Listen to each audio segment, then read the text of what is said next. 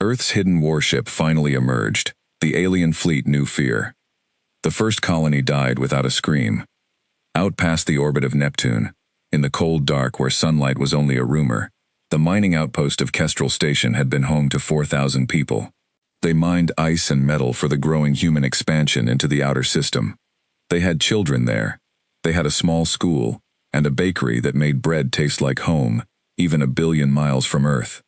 Then the sky above Kestrel Station tore open. It did not look like an explosion.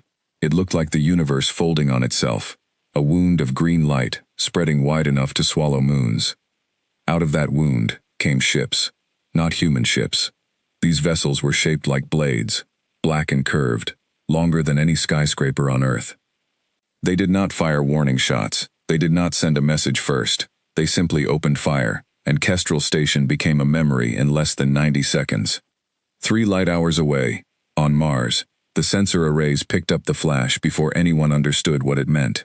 A young technician named Dev Patel stared at his screen, watching a bright dot vanish from the display, and he thought at first it was an equipment error.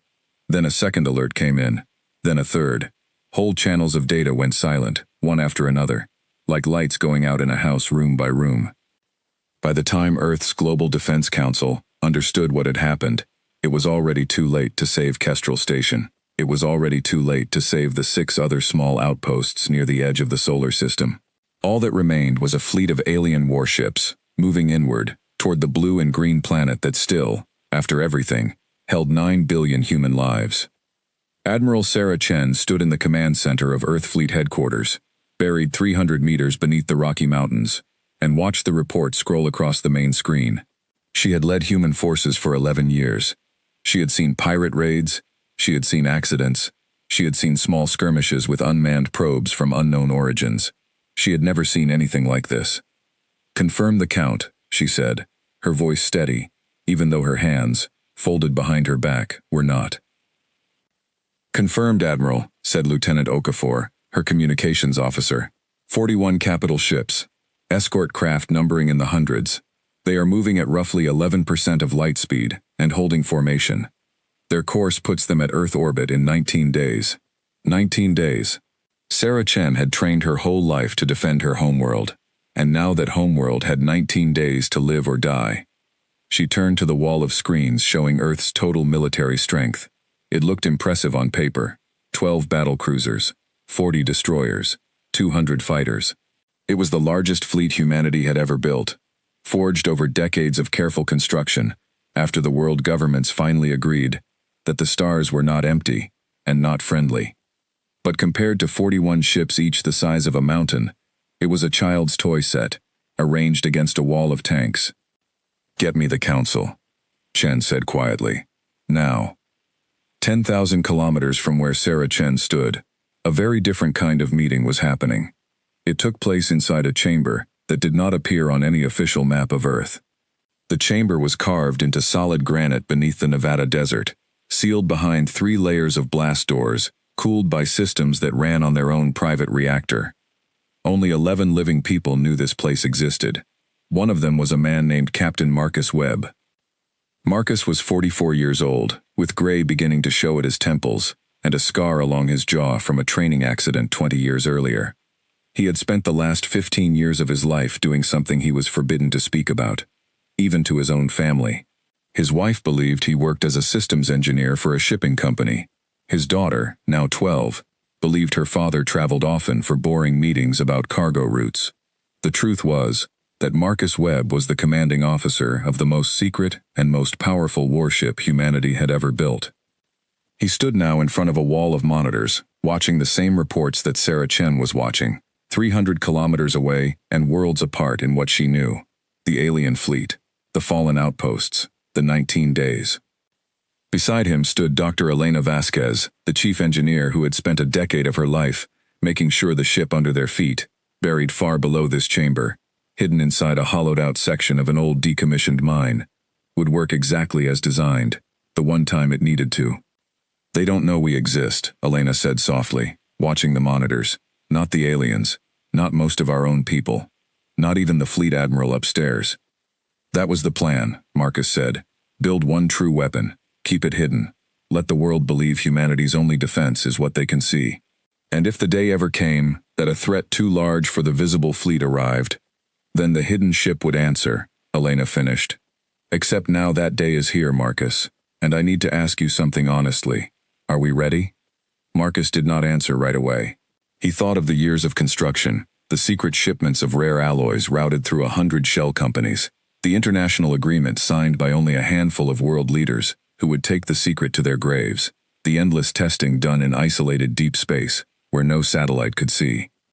He thought of the crew, 300 of the finest sailors and soldiers and scientists ever assembled, chosen not just for skill, but for their ability to keep a secret for years without cracking. We built her to fight a war nobody wanted to imagine, Marcus finally said. Now we find out if imagination was enough. Back at Fleet Headquarters, the Global Defense Council convened in an emergency session. 12 men and women, representing every major population center on Earth, sat around a curved table, while Sarah Chen delivered her report. She did not soften the numbers. She had learned long ago that softening bad news only made the eventual truth more painful. Our entire fleet, combined, could not defeat even 10 of their ships, she said. We do not know their weapon capabilities in full. We do not know their intentions beyond conquest, since Kestrel Station received no demand for surrender before it was destroyed. What we do know is that they are coming, and they will be here in 19 days. Councilwoman Amara Diallo, representing the African Union, leaned forward. What is your recommendation, Admiral? We evacuate what civilians we can to hardened shelters. We move our fleet into defensive positions around Earth and the Moon. We fight, because the alternative is doing nothing while our species watches its ending. Chen paused. And we hope that fighting buys enough time for something to change the outcome. She did not say what she was actually hoping for. She did not know about Marcus Webb, or Elena Vasquez, or the ship hidden in a Nevada mountain. Even the Admiral of Earth's forces, the person entrusted with all of humanity's defense, had never been told the full truth of Project Excalibur.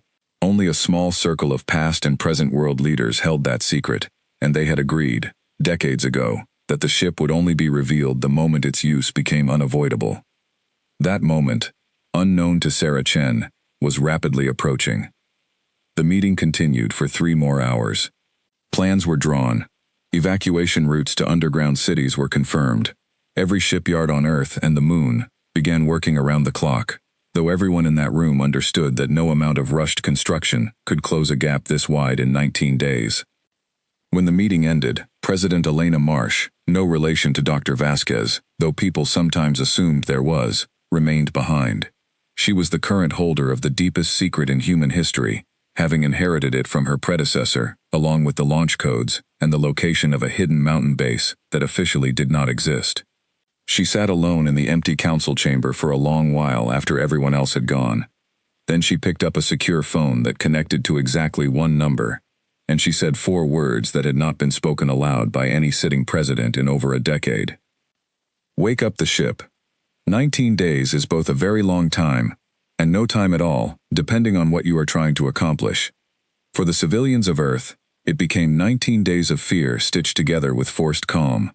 News networks debated whether to show the footage of Kestrel Station's destruction, gathered from a lone surviving drone that had drifted far enough away to capture the tragedy without being caught in it. Children asked their parents if the monsters were going to eat them. Parents did not have good answers. For Sarah Chen and her fleet, it became 19 days of drills that felt more like funerals. She walked the decks of her flagship, the ESV Constitution, and watched young sailors who had joined the service, expecting patrol duty and diplomatic escort missions, now facing the very real chance that their next battle would be their last. She gave speeches meant to inspire confidence she did not entirely feel herself. For Marcus Webb, it became 19 days of the most intense preparation of his career. The ship, officially designated Ares Prime, though the crew who had spent years building a life around her simply called her the Excalibur, a name Elena Vasquez had chosen years earlier because she said humanity needed a legend, not just a weapon, was more than a warship. She was the accumulated secret effort of every nation on Earth, built from technology, gathered from decades of studying wreckage left behind by earlier, smaller alien contacts that the public had never been told about. fragments of alloy from a crashed scout ship found in Antarctica 30 years earlier. Energy weapon designs reverse-engineered from a derelict probe recovered near Jupiter. All of it combined with humanity's own engineering genius and poured into a single vessel 2 kilometers long, bristling with weapons no other ship in the galaxy had ever seen, wrapped in stealth technology so advanced that even Earth's own sensor networks could not detect her sitting in orbit less than 100,000 kilometers from the moon. Marcus walked the corridors of the Excalibur on the 5th day of the crisis, inspecting stations, checking in with department heads, making sure that 300 people who had trained together for years but never once fired a shot in anger were as ready as human beings could be made ready. He stopped at the ship's core chamber, where the Excalibur's artificial intelligence, a system the crew had nicknamed Athena, managed everything from weapons targeting to life support, with an efficiency no human crew could match alone. "Athena, status report," Marcus said. A calm, measured voice answered from speakers built into the walls. "All systems at 98.6% readiness, Captain. Remaining calibrations will be complete within 72 hours. Weapon systems are fully charged. Stealth field is stable. I have been monitoring Earth fleet communications. Admiral Chen's forces are preparing for what she believes will be humanity's only line of defense. She doesn't know about us," Marcus said quietly. "No, Captain. Per the founding directive of this project, only the sitting president and this vessel's crew are aware of the Excalibur's existence. Shall I calculate probability of success should Admiral Chen's fleet engage the alien force alone?" Marcus hesitated. "Do it anyway." There was a pause of exactly 2 seconds, which for an AI, as fast as Athena felt deliberately gentle, as if she were choosing how to deliver bad news to a friend. Probability of Earth fleet surviving sustained engagement without support, 4%. Probability of total defeat within 72 hours of first contact, 91%. Marcus closed his eyes.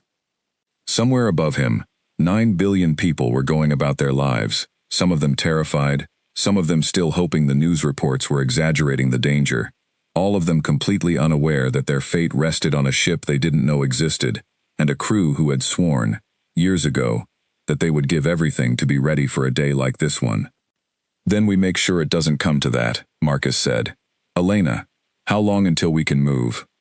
Elena Vasquez, who had just entered the chamber with a tablet full of engineering reports, looked up.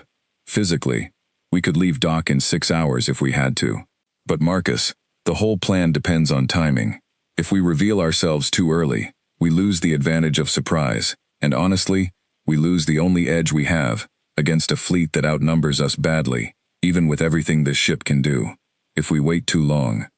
"Earth burns," Marcus finished. "Earth burns," Elena agreed. "So we need to know exactly when Chen's fleet is about to break. Not a moment before, not a moment after." Marcus turned back to the viewport at the end of the chamber, where a reinforced window looked out on starlight, and, far in the distance, the blue curve of the Earth. 19 days had already become 14. 14 days had already begun sliding toward 10. "Athena," he said, "keep watching Chen's fleet. The second she needs us, I want to know before she does." "Understood, Captain," Athena replied. "I will not fail this ship. I will not fail Earth." Marcus Webb stood at the viewport a while longer, watching his homeworld hang silently in the dark, utterly unaware of the Guardian waiting in the shadows nearby. Somewhere out past the orbit of Neptune, 41 alien warships continued their steady advance, confident, unhurried, certain that nothing in this quiet, unremarkable system could possibly stand in their way. They had no idea what was waiting for them. Not yet. By the 10th day, the alien fleet had a name. Earth's linguists and intelligence analysts, working from intercepted transmissions, the aliens did not seem to care whether humans understood or not, pieced together fragments of a language built from sharp, clicking sounds and long, droning tones. The fleet belonged to something called the Skarn Hegemony, an empire that had, according to the garbled data, conquered 11 other star systems before ever finding its way to Sol. Their commander held a title that translated roughly to High Marshal, and his name, as best as human software could render it, was Vos Karn. High Marshal Vos Karn was not a cruel man by the standards of his own people. He simply did not think of the beings living on the small blue world ahead of him as people at all. In 300 years of Skarn expansion, They had encountered dozens of species. Most surrendered once shown a demonstration of Skarn power, the way Kestrel Station had been shown. A few resisted, and those species no longer existed. Voskarn expected humanity to behave like every other primitive civilization he had ever conquered, either bow or burn. Standing on the bridge of his flagship, the Devourer of Stars, Voskarn watched the small blue planet grow larger on his view screen with each passing day. His scanners had already mapped Earth's visible defense fleet, 41 Skarn warships against 52 human vessels of far inferior technology. It would not be a battle, it would be an extermination, brief and efficient, the way it always was. "Fleet Commander," said his aide, a Skarn officer named Trask, "the humans have not responded to our demand for surrender." "They will," Voskarn said, "once they understand what happens to those who refuse." On day 11, Sarah Chen received the transmission the Skarn had finally decided to send. It arrived translated, oddly, into passable English, which told her their technology for language analysis was far beyond anything Earth possessed. The message was short. "Submit to Skarn authority. Your world will become a resource colony. Your species will be permitted to continue in service to the hegemony. Refusal will result in the fate of your outpost at the system's edge. You have 3 days to respond." Chen read the message twice, then called the council into emergency session for the 4th time that week. The debate that followed lasted 6 hours and settled nothing, because there was nothing to settle. No leader on Earth was willing to surrender 9 billion people to slavery under an alien empire. The vote, when it finally came, was unanimous. Earth would fight. Chen delivered the response herself, standing in the command center with her voice, carrying the weight of every person on the planet behind it. "We do not accept your terms," she said, knowing the Skarn translators would render her words into whatever language Voskarn used to think in. "Earth belongs to humanity. It will remain that way for as long as we draw breath." On the bridge of the Devourer of Stars, Voskarn listened to the translated response and felt something close to admiration, quickly buried beneath irritation. Defiance was inconvenient.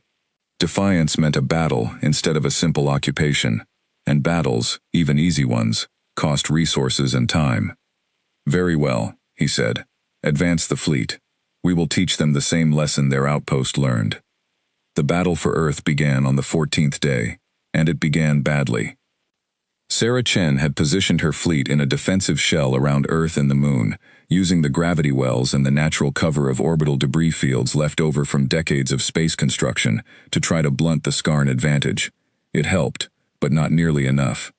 The Skarn ships opened fire from a range that Earth weapons could not match, raking human vessels with beams of superheated plasma that cut through hull armor like it was paper.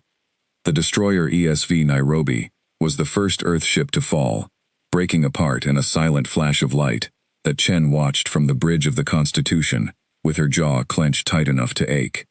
211 crew members, gone in seconds. "Return fire. All batteries. Concentrate on the lead cruiser," Chen ordered, and her fleet obeyed, throwing everything they had at the nearest Skarn warship. The combined firepower of 6 human destroyers finally cracked its shields and set its hull burning, and for a brief moment, the crew of the Constitution cheered. Then they watched 3 more Skarn ships move up seamlessly to cover the gap, and the cheering stopped. The battle raged for 6 hours. Earth fleet fought with a desperation and courage that would be remembered for generations, assuming there were generations left to remember it. Pilots flew fighter craft directly into enemy weapon batteries when their ammunition ran dry, choosing to ram rather than retreat. Engineers stayed at their posts patching hull breaches even as decks flooded with vacuum around them. Sarah Chen personally took the Constitution into the thick of the fighting 3 separate times to rescue crews from disabled vessels, ignoring the protests of her own tactical officer that the flagship was too valuable to risk. By the end of those 6 hours, Earth Fleet had destroyed 4 Skarn warships and crippled 2 more. Earth Fleet had also lost 19 of its own 52 vessels, and every remaining ship carried damage that would take weeks to properly repair, weeks that nobody believed they would get. Chen stood on the bridge of the battered Constitution, watching the tactical display, where red and blue icons told the story of a fight that humanity was, slowly and certainly, losing.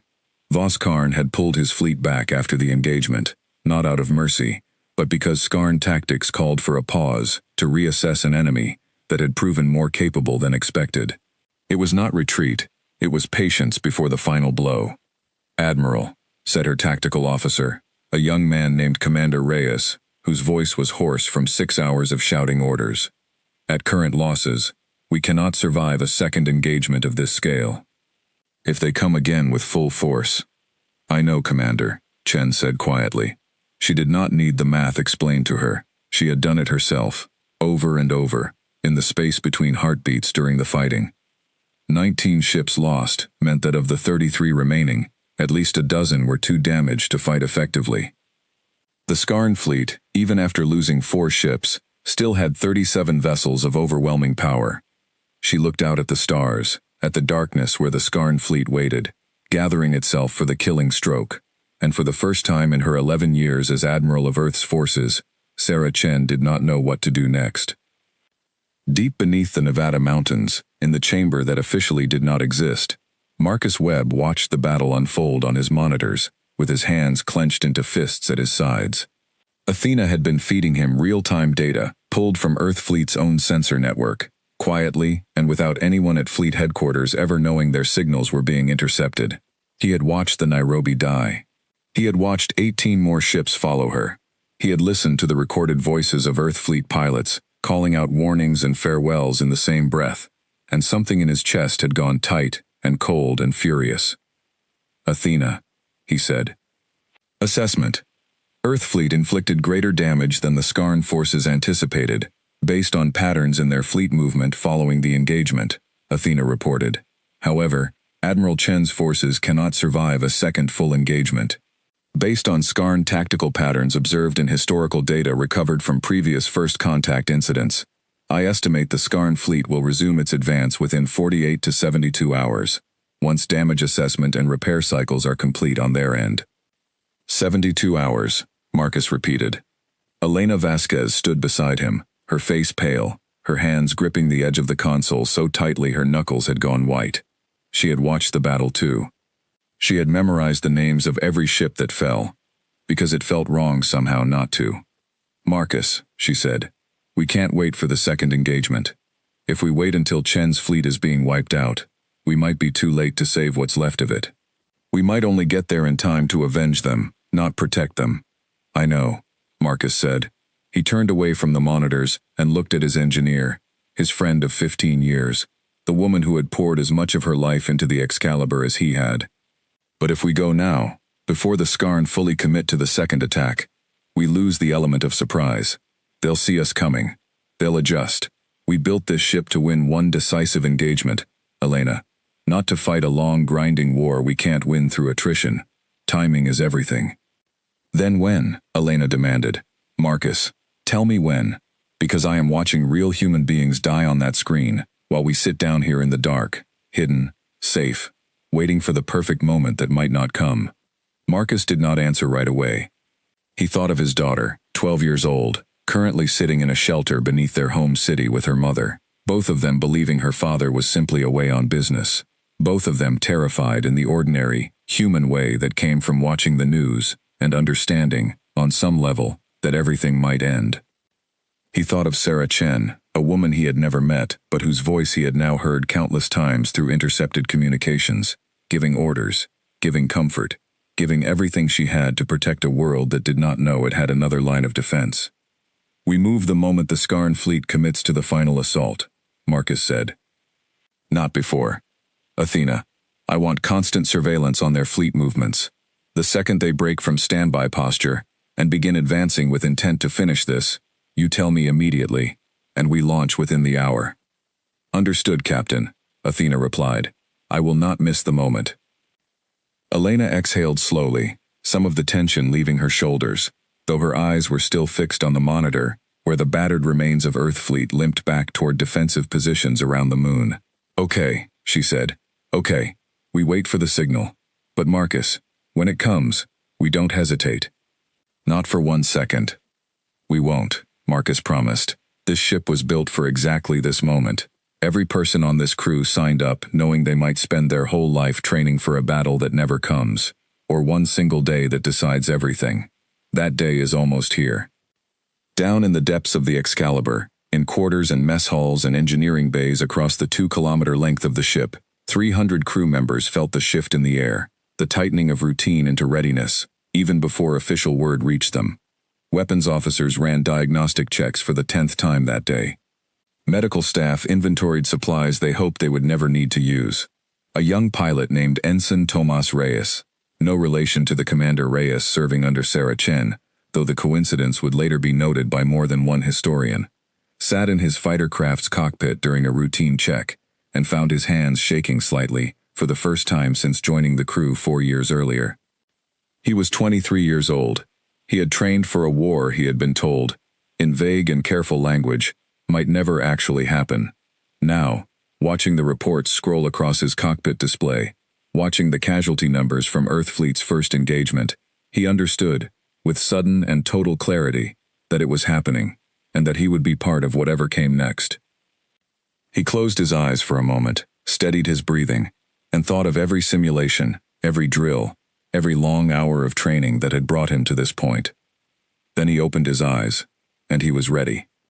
Above him, throughout the ship, the same quiet transformation was happening in hundreds of other hearts.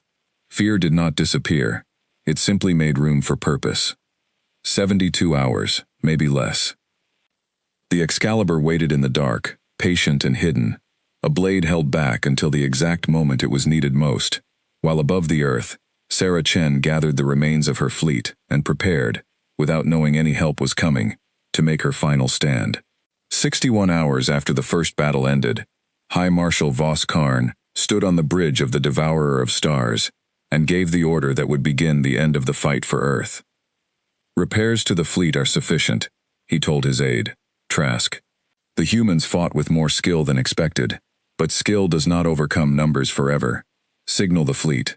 We advance to finish this. 37 Skarn warships, their damage patched and their weapons fully charged, began moving inward toward Earth once more. This time, Vos Karn had no intention of pausing. This time, the battle would end with either total human surrender or total human destruction, and Vos Karn, having studied the fierce and stubborn resistance of the small blue world's defenders, expected it would end in destruction. Deep in her chamber beneath the Nevada mountains, Athena registered the change in Skarn fleet posture within 4 seconds of it occurring. Captain Webb, Athena's voice rang through the command deck of the Excalibur, sharper and more urgent than Marcus had ever heard it. The Skarn fleet has broken standby posture. All 37 remaining vessels are advancing on an intercept course toward Earth. Their formation and weapon charge patterns indicate full commitment to a decisive engagement. This is the moment we have been waiting for. Marcus Webb, who had barely slept in 3 days, felt every trace of exhaustion vanish from his body in an instant. He straightened, and the years of training took over, calm settling into him like a second skin. All hands, this is the captain, he said, his voice carrying through every speaker on the 2-kilometer length of the ship. This is not a drill. The Skarn fleet is advancing for a final assault on Earth. We launch in 1 hour. Prepare for combat operations. Across the Excalibur, 300 crew members, who had spent years preparing for a moment they were never certain would arrive, suddenly found that moment arriving all at once. There was no panic. There was, instead, a strange and powerful calm, the calm of people who had trained so thoroughly that their bodies knew what to do, even when their hearts raced. In the medical bay, Chief Medical Officer Dr. Naomi Okonkwo checked her supplies one final time, then gathered her staff for a short briefing, her voice steady, even though her hands trembled slightly as she spoke. We've trained for this, she told her team. Trust your training. Trust each other. Let's bring everyone home. In the engineering core, Elena Vasquez ran through the final activation sequence for the ship's primary weapon systems, a set of experimental plasma lances that had never once been fired outside of controlled testing, far from any inhabited system. She had spent a decade of her life designing and refining those weapons, and in less than an hour, they would be tested against a real enemy for the first time. Athena, confirm plasma lance charge status, Elena said. Charge at 100%, Chief Engineer. All 12 lance emitters report full readiness. I want to note for the record that I have run this activation sequence in simulation 4,211 times. This will be the first live activation. No pressure, Elena muttered, and despite everything, found herself smiling faintly at the small, dry humor Athena had developed over years of working alongside a human crew. In the fighter bay, Ensign Tomas Reyes climbed into his cockpit alongside 40 other pilots. The small strike craft docked in rows along both flanks of the massive ship. He ran his pre-flight checklist with hands that had finally stopped shaking, replaced now by a focus so complete that the rest of the world seemed to fall away. Over the comm channel, his flight leader, a veteran pilot named Captain Diane Okafor, no relation to Lieutenant Okafor serving under Sarah Chen, another coincidence that would later be remarked upon, gave the squadron a short, simple briefing. "Listen up," she said. "In a few minutes, we're going to do something no human pilot has ever done. We're going to fly into battle in a ship most of the people we're protecting don't even know exists. Somewhere up there is Earth Fleet, fighting for their lives right now, and they don't know we're coming. When we show up, it's going to change everything. Fly smart, fly together, and let's give the people up there something to believe in." On the bridge of the Excalibur, Marcus Webb took his command chair for what would be the ship's first combat launch. Elena Vasquez stood at the engineering station beside him.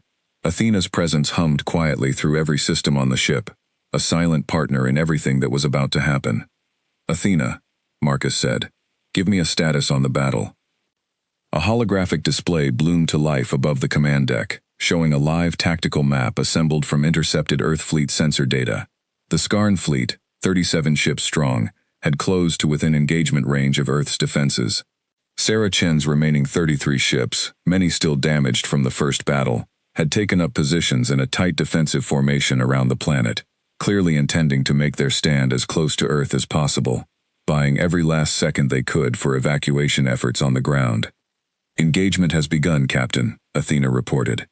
"Earth Fleet is holding, but losses are already accumulating faster than in the first battle.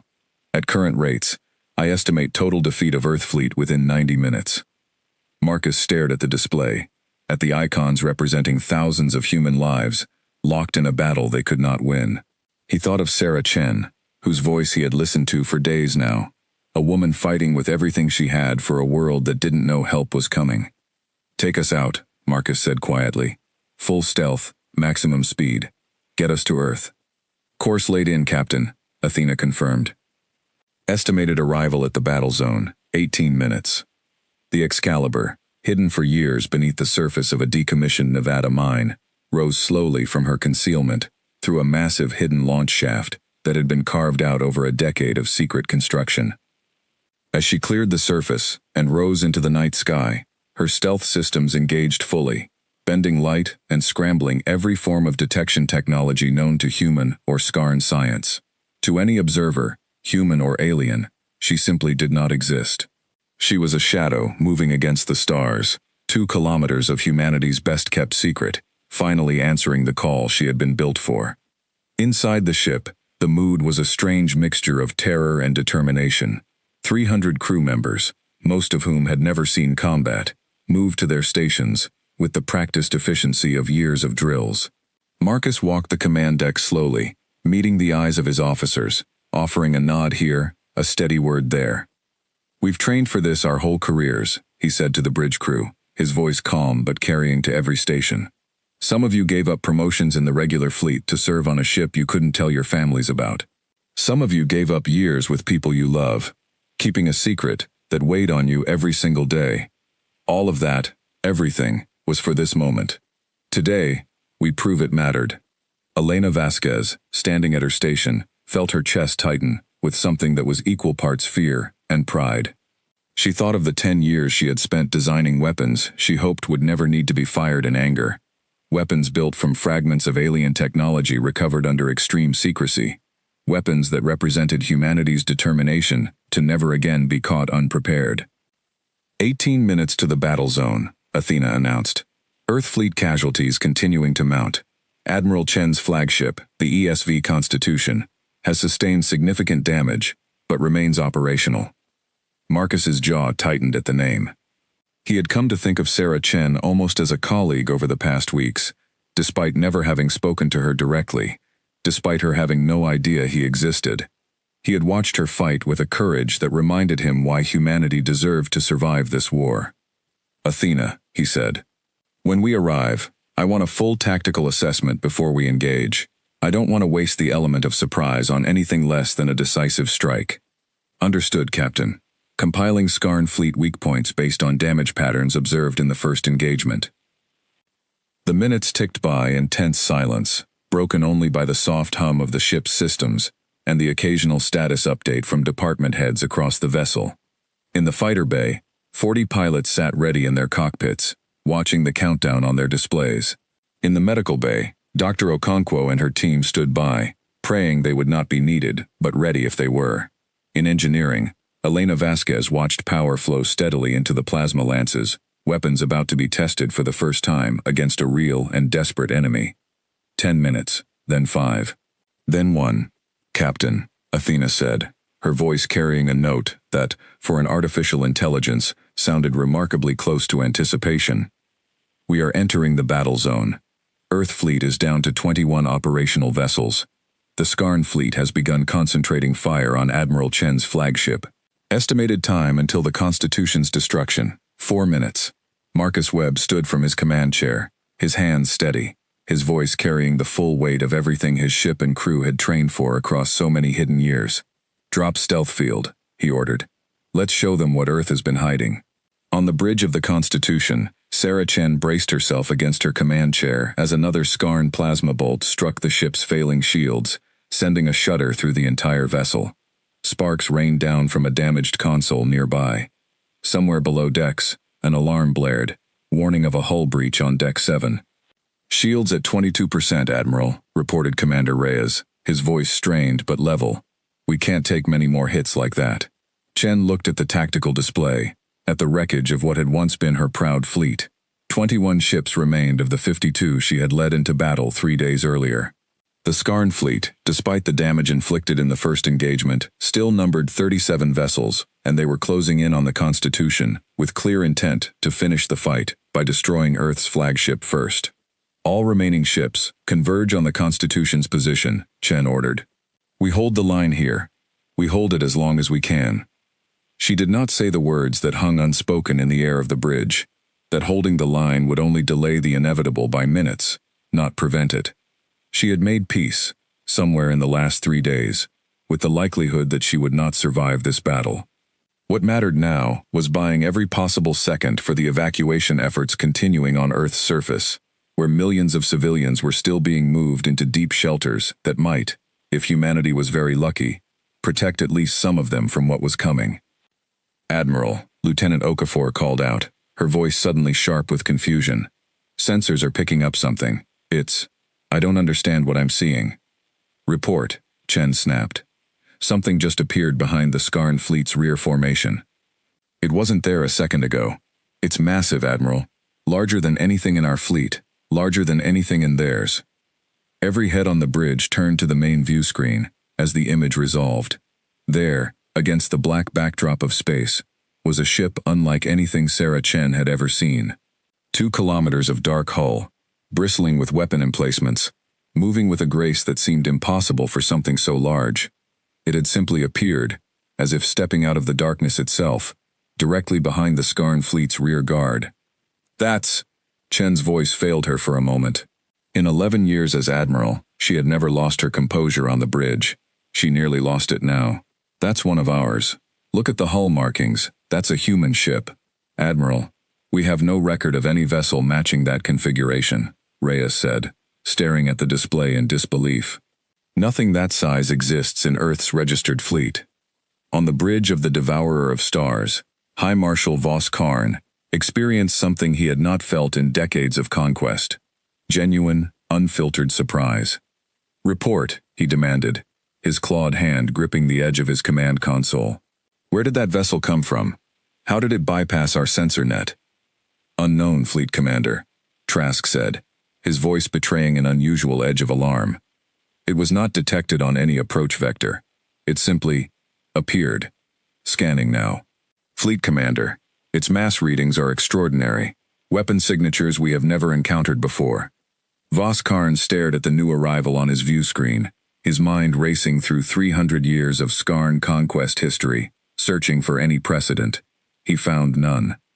No species he had ever encountered had produced technology capable of complete stealth concealment on this scale, let alone a warship of such staggering size, hidden so perfectly that his entire fleet's advanced sensor network had detected nothing at all. "Belay previous targeting orders," he said slowly. "Concentrate all available firepower on the new contact. Destroy it before it can." He did not finish the sentence. On the bridge of the Excalibur, Marcus Webb watched the tactical display resolve around him. 37 Skarn warships arrayed before his ship, 21 battered Earth Fleet vessels beyond them, and Sarah Chen's flagship caught directly in the crossfire. "Athena, target their rear formation," Marcus said. "Full spread from the plasma lances. Fighter squadrons, launch and support the human fleet's flank. Let's take the pressure off Admiral Chen." "Firing solution locked, Captain," Athena confirmed. The Excalibur's 12 plasma lance emitters, tested only in simulation for a decade, fired for the first time in real combat. Beams of concentrated energy, far more powerful than anything the Skarn had encountered from any species in 3 centuries of expansion, tore through the rear formation of the Devourer of Stars fleet. 3 Skarn cruisers, caught completely unprepared, were destroyed in the opening salvo, their hulls cracking open like eggshells under the impossible force of the strike. On the bridge of the Devourer of Stars, alarms screamed as damage reports flooded in. Voss Karn stared at the tactical display, watching 3 of his warships vanish from existence in a matter of seconds, weapons fired from a ship his fleet had failed to detect until it was already among them. "Impossible," he breathed. In 300 years, no single strike from any enemy had destroyed 3 Skarn capital ships simultaneously. "Redirect the fleet. All ships, engage the new target. Do not let it." Another salvo of plasma fire tore through Skarn formation, and 2 more ships died. 40 fighter craft launched from the Excalibur's flanks, streaking into the battle with a speed and maneuverability that outclassed anything in either fleet. Ensign Tomas Reyes, flying at the edge of his squadron, banked hard to avoid a spray of defensive fire from a Skarn escort vessel, then lined up a shot on the ship's engine core and fired, watching the enemy craft's propulsion system erupt in a bloom of orange light. "Splash 1!" He called over the comm, adrenaline surging through him even as years of training kept his hands steady on the controls. Around him, his squadron mates were achieving similar results, their small craft weaving between the massive warships with an agility the lumbering Skarn escorts simply could not match. Captain Diane Okafor, leading the formation, guided her pilots in a coordinated strike against a Skarn destroyer's weapon batteries, disabling its ability to fire on the human fleet below. On the bridge of the Constitution, Sarah Chen watched the battle transform before her eyes. The overwhelming Skarn advantage, which had seemed so absolute only minutes before, was crumbling under the assault of a single ship that had appeared from nowhere. "Admiral, the enemy fleet is breaking formation," Reyes reported, disbelief clear in his voice. "They're diverting ships to engage the newcomer. Our pressure has eased significantly." "Use it," Chen ordered without hesitation. "All ships, target the Skarn vessels now separated from their main formation. Concentrate fire. Take advantage of the confusion." Earth Fleet, given breathing room for the first time in the battle, surged forward with renewed determination. Ships that had been retreating moments before turned to press their advantage, striking at Skarn vessels now caught between 2 threats. On the bridge of the Devourer of Stars, High Marshal Voss Karn watched his carefully planned conquest unravel, with a speed that left him struggling to process what was happening. 7 of his ships were already destroyed or disabled. The mysterious human vessel continued its assault, weapons of a power his scanners could barely categorize tearing through his fleet's defenses as if they were nothing. "Fleet Commander," Trask said, his voice tight with something Voss Karn had never heard from a Skarn officer before. "Fear. The new vessel's weapon output exceeds anything in our databases. If this continues, we will lose the fleet." Voss Karn stared at the tactical display, at the ship that had appeared from nowhere and was systematically dismantling 3 centuries of Skarn military doctrine in the span of minutes. He thought of the primitive resistance this small blue world had shown from the very beginning, the stubborn refusal to surrender that he had dismissed as foolish desperation. He understood now, with a cold certainty settling into his chest, that it had not been desperation at all. It had been confidence. This species had been hiding something, patiently, for who knew how many years, waiting for exactly this moment.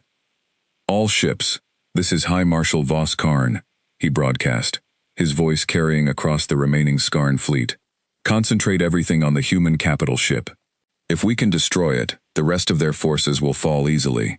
Do not let fear cloud your judgment. It is one ship." But even as he gave the order, Vos Karn felt a knot of uncertainty forming in his chest, an emotion so foreign to 300 years of unbroken conquest that he barely recognized it for what it was. For the first time in his long career, High Marshal Vos Karn was afraid. On the bridge of the Excalibur, Athena's voice carried a note of calm efficiency, even as the battle raged around them. "Captain, Skarn fleet is redirecting concentrated fire toward our position. Multiple capital ships converging." "Let them come," Marcus said, his voice steady, despite the tension gripping every muscle in his body. "Elena, status on the plasma lances?" "Recharging for a second full spread," Elena called from her station, her hands flying across her console. 90 seconds, until we can fire again at full power. Shields? Holding at 94%, but that's about to change fast if they focus everything they have on us." Marcus watched the tactical display as dozens of Skarn weapon signatures began converging toward the Excalibur's position, the enemy fleet finally recognizing the true threat in their midst and committing everything they had to destroying it. "All hands, brace for concentrated fire," Marcus announced through the ship-wide comm. "This is what we built her for. Hold steady." The first wave of Skarn plasma bolts struck the Excalibur's shields in a blinding flash of light, the ship shuddering under an impact greater than anything she had faced in a decade of testing. Alarms rang out across multiple decks. But when the light faded, the Excalibur remained, her systems intact, her weapons still charging for the strike that would decide the battle. High Marshal Vos Karn, watching his fleet's combined firepower fail to break the shields of a single human vessel, felt the last of his certainty crumble away entirely. The hidden warship had finally emerged, and the alien fleet, for the first time in 300 years of conquest, truly understood the meaning of fear. The Excalibur's shields held, but barely. Across the ship, damage reports flooded into the command deck as the combined firepower of a dozen Skarn warships tested the limits of everything Elena Vasquez and her engineering team had built over a decade of secret work. "Shields down to 61%, Elena called out, sweat beading on her forehead as she monitored the failing systems. "We can't take another full volley like that, Marcus, not without serious damage." "Plasma lances?" Marcus asked, his eyes fixed on the tactical display where Skarn ships continued to converge on the Excalibur's position, abandoning their assault on the remnants of Earth fleet entirely. "Charged and ready," Elena confirmed. "Athena, target their heaviest ships. Take out the biggest threats first. Targeting the Devourer of Stars and its 2 nearest escort cruisers," Athena reported. "Firing solution locked." The Excalibur's 12 plasma lances fired in perfect unison, 12 beams of concentrated destructive energy converging on High Marshal Vos Karn's flagship and its closest defenders. The escort cruisers, caught in the direct path of the strike, were vaporized instantly. The Devourer of Stars, larger and more heavily shielded, absorbed the brunt of the attack and survived, though its shields collapsed entirely and fires broke out across 3 decks. On the bridge of the Devourer of Stars, Vos Karn was thrown from his command chair as the ship rocked violently under the impact. He pulled himself up, his uniform scorched, blood running from a cut above his eye, and stared at the wreckage of his once invincible fleet, displayed on the tactical screen before him. 12 ships destroyed, 9 more disabled or critically damaged. In less than 20 minutes, this single human vessel had inflicted more losses on his fleet than 3 centuries of prior conquest combined. "Fleet Commander, orders?" Trask called out, his voice barely audible over the chaos of alarms and shouting crew members around them. Vos Karn stared at the screen for a long moment. Every instinct honed by 300 years of successful conquest told him to press forward, to commit everything remaining to destroying this impossible threat before it could destroy his entire fleet. But another instinct, older and more fundamental, one that had kept his species alive across countless generations of expansion and war, was telling him something else entirely. This was not a battle he could win. "Signal full retreat," Vos Karn said quietly. "All remaining ships, Disengage and withdraw to the rally point beyond the system's edge. Fleet Commander, Trask said, disbelief clear in his voice. The Skarn hegemony has never retreated from a conquest target in. I am aware of our history, Trask, Voss Karn snapped, though the anger in his voice was aimed more at himself than at his aide. I am also aware that a fleet destroyed in stubborn pride serves no one. We withdraw. We report what we have found here. This world is not the easy conquest we believed it to be. On the bridge of the Excalibur, Marcus Webb watched the Skarn fleet begin to break formation and retreat, their remaining 25 ships scattering away from Earth at maximum speed, abandoning the battle entirely. Captain, the Skarn fleet is withdrawing, Athena confirmed. All remaining vessels are on retreat vectors, heading away from Earth at maximum sustainable speed. A cheer went up across the bridge, officers embracing each other, the tension of the past hours finally breaking into something like relief and disbelief, and joy, all tangled together. Marcus allowed himself a single deep breath before straightening in his command chair, his mind already moving to what came next. Do not pursue, he said. Let them go. Our priority now is Earth Fleet. Athena. Status on Admiral Chen's forces? 21 vessels remain operational, though all report significant damage. Admiral Chen's flagship, the Constitution, has sustained heavy damage but remains combat capable. Casualties across Earth Fleet are severe, but the immediate threat to Earth has passed. Marcus closed his eyes for a brief moment, feeling the weight of the past 3 days finally begin to lift from his shoulders. Then he opened them, and he made a decision that would change the course of human history, in a way not even Project Excalibur's original planners had fully anticipated. Open a channel to Admiral Chen's flagship, he said. It's time she knew who just saved her fleet. On the bridge of the Constitution, Sarah Chen was still processing the impossible sight of the Skarn fleet in full retreat when Lieutenant Okafor's voice cut through the residual chaos of the command deck. Admiral, incoming transmission. It's from the unknown vessel. Chen straightened in her chair, put it through. The main view screen shifted from the tactical display to show a man she had never seen before, standing on a bridge, unlike any Earth fleet design she recognized, wearing a uniform bearing insignia that matched no branch of service she knew existed. Admiral Chen, Marcus Webb said, his voice steady despite the exhaustion evident in his face. My name is Captain Marcus Webb, commanding officer of the ESV Excalibur. I apologize for the manner of this introduction. There wasn't time for a better one. Chen stared at the screen, 1,000 questions competing for attention in her mind. Captain Webb, she said finally, choosing her words carefully. Where did your ship come from? We have no record of any vessel like yours in Earth's registered fleet. That's because you weren't meant to know we existed, Admiral. Not until a day like today made it necessary. Marcus paused, and something in his expression softened, a recognition of the disorientation and shock he knew she must be feeling.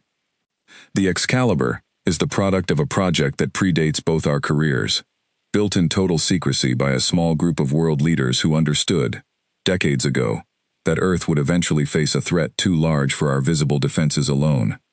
We were built to be humanity's last line of defense, hidden until the day we were needed most.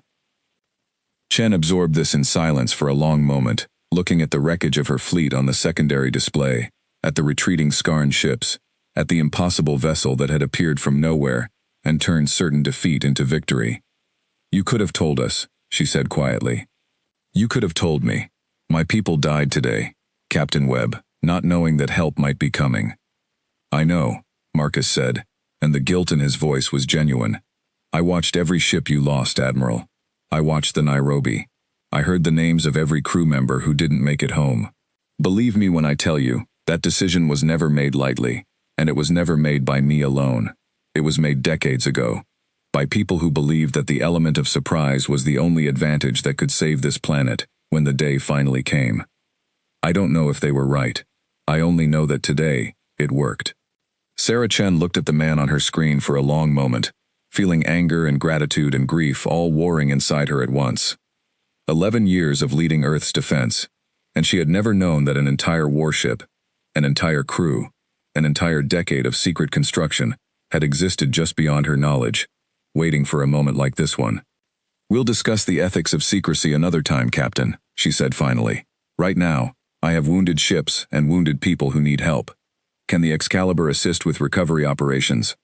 Already moving to render aid, Admiral, Marcus confirmed. And Admiral Chen, for what it's worth, your fleet's resistance over these past 3 days is the reason we're all still here. You bought time nobody thought could be bought. Against odds nobody thought could be survived. Earth owes you, and every sailor under your command, a debt that can never be fully repaid. Chen allowed herself a tired, genuine smile, the first real one in days. We'll compare notes on debts later, Captain. Right now, let's bring our people home. In the days that followed, the truth of Project Excalibur was revealed to the people of Earth, first through careful, managed announcements from the Global Defense Council, and then through the inevitable flood of questions, controversy, and gratitude that followed such a revelation. There was anger, from those who felt betrayed by decades of secrecy.